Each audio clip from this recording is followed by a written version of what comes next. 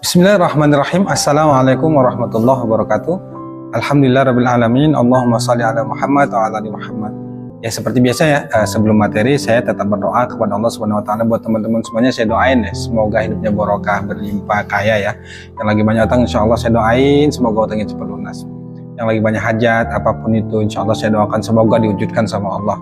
Yang lagi seret rezekinya saya doakan semoga rezekinya mengalir deras tanpa batas. Yang penting tetap minta ke Allah, yakin ke Allah, nggak ada Tuhan selain Allah yang bisa menyelesaikan semua masalah kita tuh. Jadi apapun intinya harus ke Allah, apapun masalahnya harus ke Allah. Seberapa besar pun hutang kita, insya Allah Allah jauh lebih besar dari masalah atau hutang kita teman-teman semuanya.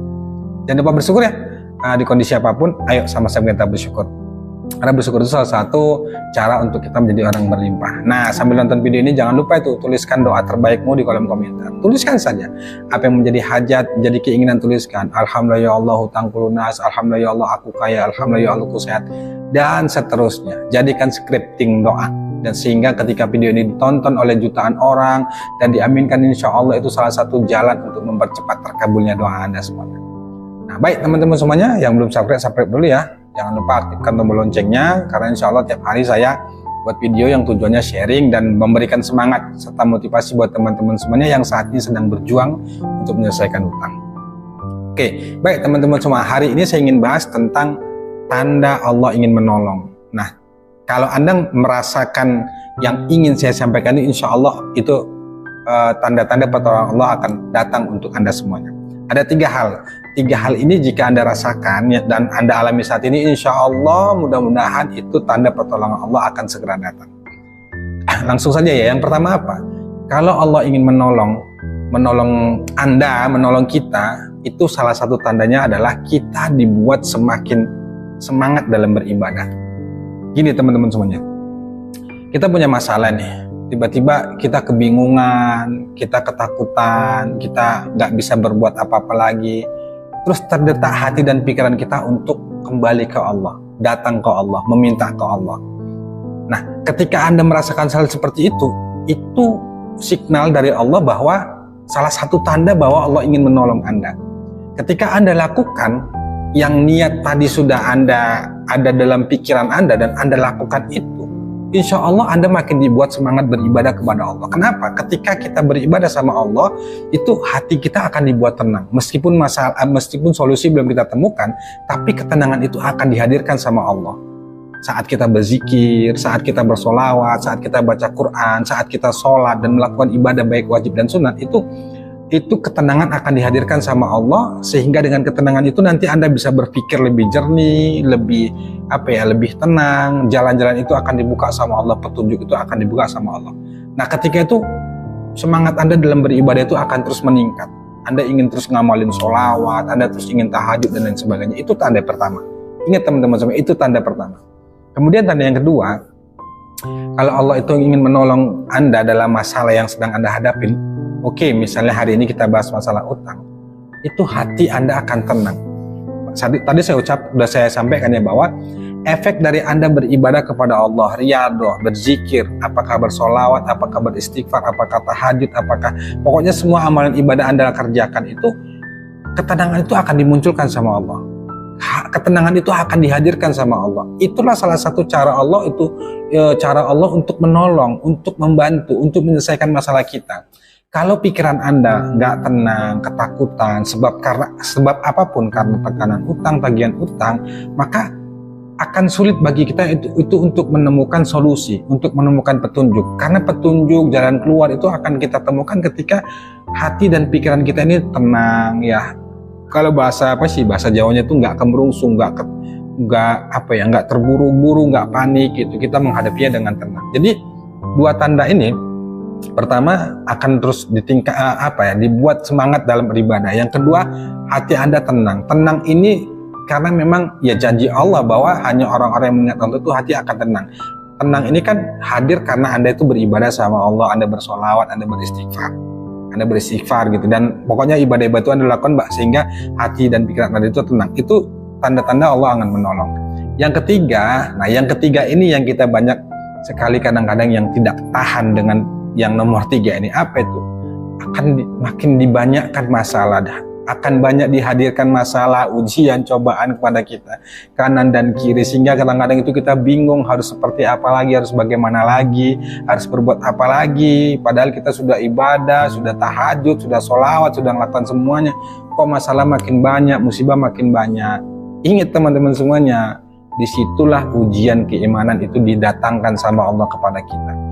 Nah, kalau saat ini Anda sedang riyadhah, sedang bersolawat untuk hajat apapun, misalnya untuk hajat utang lunas, hajat pingin rezeki lancar, terus Anda merasakan kok makin sulit hidupnya, kok rezekinya terasa susah, kok doa-doa Anda merasa nggak didengar, kok seolah pertolongan Allah nggak hadir. Kalau itu yang terjadi pada Anda, maka disitulah Anda sedang diuji sama Allah tentang keimanan Anda. Tidak semudah kita membalikkan telapak tangan, bro, kalau kita menyatakan bahwa kita beriman sama Allah tuh. Seseorang yang menyatakan dirinya beriman kepada Allah tuh pasti diuji, dan Allah sudah katakan itu dalam Quran. Ya, bahasa mudahnya itu begini ya. Tidak mudah seseorang itu mengatakan beriman sebelum aku uji, kata Allah. Nah, kalau Anda memang merasa beriman kepada Allah, Anda siap-siap harus diuji. Diuji sama Allah dengan takaran keimanan dan keyakinan kita. Tapi percaya deh, ujian, masalah, cobaan itu pasti sudah diukur sama Allah dan sesuai dengan kemampuan kita, kemampuan ilmu kita, kemampuan agama kita, kemampuan keyakinan kita, itu semuanya sudah disesuaikan sama Allah. Jadi nggak mungkin Allah kasih ujian, kasih masalah itu di luar batas kemampuan kita. Nah, di nomor 3 ini kita pasti dapat ujian. Sekolah aja juga ada ujiannya. Mau naik kelas 2 ada ujian, kelas 2 ke kelas 3 ada ujian. Nah, tahap ini kita harus kuat. Tahap ini kita diuji sama Allah. Apakah kita tetap istiqomah? Apakah kita tetap yakin sama Allah? Apa kita tetap sabar, tetap nerima, tetap ikhlas, tetap ridha? Kalau kita lulus di ujian ini, nah itulah derajat kita insya Allah akan diangkat sama Allah. Pertolongan akan datang, keajaiban akan datang, solusi akan datang, petunjuk akan datang.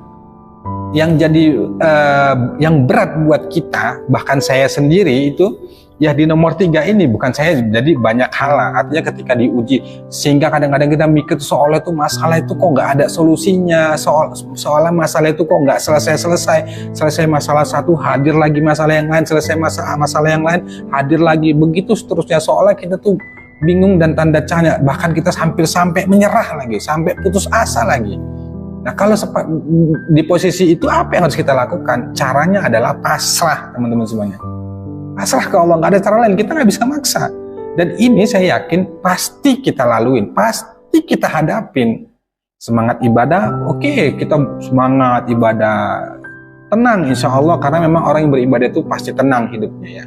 Tapi ketika diuji, nah ini kita banyak yang kadang-kadang yang gagal lah, artinya putus asa, nyerah. Saya juga sendiri bahkan dulu tuh ya, bahkan bukan dulu sih, sampai sekarang tuh kadang-kadang berpikir ya Allah gimana itu. Akhirnya yang saya lakukan adalah saya pasrah, saya istighfar aja. Nah, jadi teman-teman tuh jangan kaget kalau hari ini sedang riyadhah, pingin hutangnya lunas, pingin dapat keajaiban, pingin A, B, C, D sampai Z itu, ente nggak semudah itu, bos. Hidup ini Allah yang atur, pasti ente diuji. Ya, bukan saya menakut-nakuti, enggak, tapi memang ya memang begitu. Ya mungkin perjalanan hidup setiap orang itu pasti mengalami yang namanya ujian, masalah dan lain sebagainya, karena memang hidup ini itu kan ujian. Jadi kalau Anda saat ini sedang diuji sama Allah, kok merasa hidupnya nggak berubah, hutang nggak lunas-lunas, Anda kalian sudah beribadah, sudah tahajud, sudah sholawat, sudah melakukan semuanya, tapi kehidupan Anda tetap merasa begitu-gitu aja, justru kok malah makin hancur, itu ujian, bos. Ujian harus Anda lewatin, ujian harus Anda jalanin. Bagaimana agar kita lulus menghadapi ujian itu? Ikhlas, tawakal, sabar, ridho, terima. Itulah kuncinya, teman-teman semuanya. Nah, kalau ente berfokusnya pada keajaiban tuh, jalanin dulu tuh yang namanya ujian, lewatin dulu tuh. Caranya ya Anda harus terima berbagai ujian, berbagai hinaan, celaan tuh dari orang-orang karena Anda nggak bisa bayar utang, Anda ditekan, Anda dimaki, itu diuji, ujian keimanan.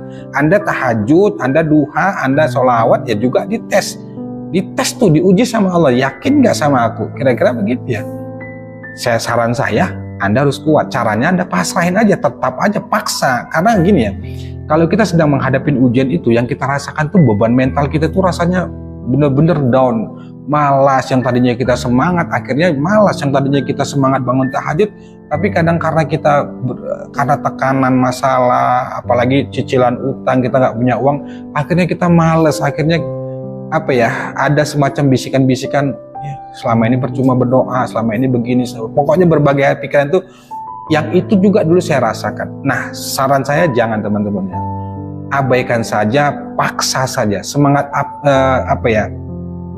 seenggak enak apapun hidup yang Anda alami saat, pokoknya semuanya itu ada dalam genggaman Allah. Mau nggak mau kita harus datang ke Allah, mau nggak mau kita harus paksakan diri kita itu untuk minta ke Allah, karena itu ujian yang harus kita lewatin. Jadi Anda nggak bisa memaksa. Anda mau protes kemana? Mau protes gimana? Mau menjerit bagaimana ke Allah? Kalau Allah belum buka jalannya, kita nggak bisa protes.